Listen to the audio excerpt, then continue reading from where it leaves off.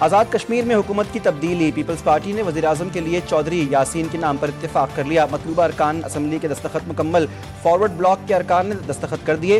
پی پی قیادت نے آزاد کشمیر میں حکومت سازی کے معاملے پر سر جوڑ لیے۔ ایوان صدر میں پیپلز پارٹی کے قائدین کا اہم اجلاس، صدر مملکت اور بلاول بھٹو شریک۔ آزاد کشمیر میں عدم اعتماد سے متعلقہ قانونی امور پر غور۔ چودھری انور الحق نے کہا کہ جن کے پاس نمبر پورے ہیں وہ تحریک عدم اعتماد لے آئیں، جب تک اختیار ہے کام کرتا رہوں گا۔ سیاست یا مذہب کی آڑ میں انتہا پسندی، ہتھیار اٹھانا اور املاک جلانا قبول نہیں۔ غزہ معاہدے پر فلسطینیوں نے خوشیاں منائیں، اسلام آباد پر چڑھائی کرنے کے اعلانات کیے گئے۔ ان لوگوں نے پولیس اہلکاروں کو گولیاں ماری، حکومتی املاک اور ستھرا پنجاب کی گاڑیوں کو نقصان پہنچایا۔ ہتھیار اٹھانا، بے گناہوں کو نشانہ بنانا، راستے بند کرنے کی اجازت نہیں دے سکتے، وزیر اعلیٰ پنجاب نے واضح کر دیا۔ مریم نواز نے اتحاد بین المسلمین کمیٹی سے خطاب میں کہا کہ الزام لگایا گیا پولیس فائرنگ سے 600 کارکن جاں بحق ہوئے، اگر ایسا ہوا تو وہ لاشیں کہاں ہیں؟ ماضی میں سیاسی مقاصد کے لیے کچھ سیاسی جماعتوں کو بنایا گیا، اس کا مقصد دوسروں کو نیچا دکھانا ہے۔ کوئی بھی مذہب دوسروں پر بلا جواز حملوں کی اجازت نہیں دیتا، ہم سب متحد ہیں، تمام مذہبی جماعتیں ہماری ہیں۔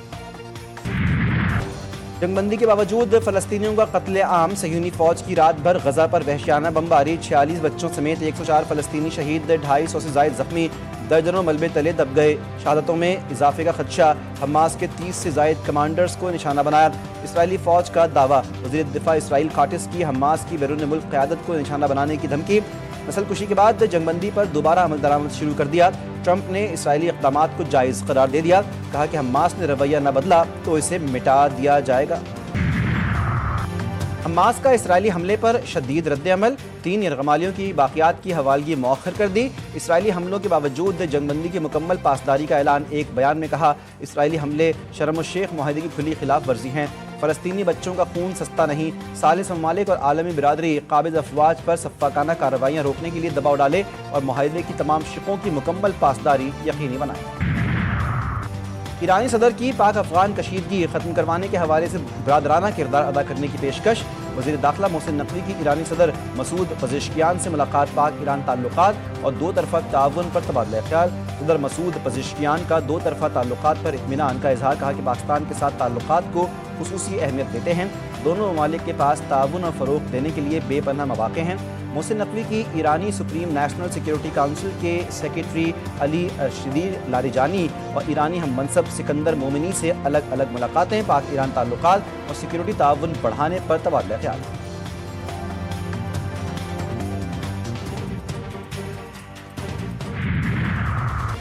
پانی پی ٹی آئی سے ملاقات کے لیے فہرستیں، جیل حکام کو ارسال، وزیر اعلیٰ سہیل آفریدی، اسپیکر کے پی اسمبلی بابر سلیم سواتی کا نام فہرست میں شامل، اسد قیصر، جنید اکبر کے نام بھی فہرست میں شامل۔ آج تمام رہنما ملاقات کے لیے اڈیالہ جیل پہنچیں گے۔ وزیر اعلیٰ خیبر پختونخوا کا توہین عدالت کیس دائر کرنے کے لیے اسلام آباد ہائی کورٹ کو خط لکھا، ہائی کورٹ نے بانی سے ملاقات کا حکم دیا، جس پر اڈیالہ جیل انتظامیہ نے ملنے کی اجازت نہیں دی، اب تک اٹیسٹڈ کاپی فراہم نہیں کی گئی۔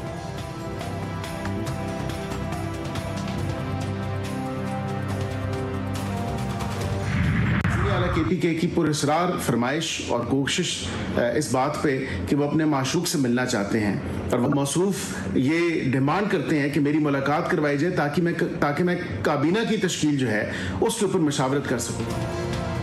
وزیر اعلیٰ خیبر پختونخوا اپنی آئینی ذمہ داری پوری نہیں کر رہے، سہیل آفریدی کو عوام کی فلاح و بہبود پر توجہ مرکوز کرنی چاہیے۔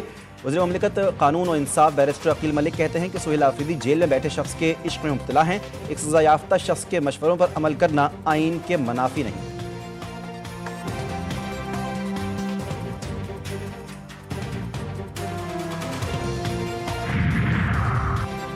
وزیر اعلیٰ سندھ سے سی ایس ایس امتحان پاس کرنے والے بینائی سے محروم نوجوان ارل حسین کی ملاقات، وزیر اعلیٰ نے کہا کہ 27 سالہ ارل حسین نے ثابت کیا کہ اگر عزم پختہ ہو تو کوئی محرومی کامیابی کی راہ میں رکاوٹ نہیں بن سکتی، خصوصی افراد ہماری کوششوں کا محور ہیں اور خوشی ہے کہ وہ ہر میدان میں آگے بڑھ رہے ہیں۔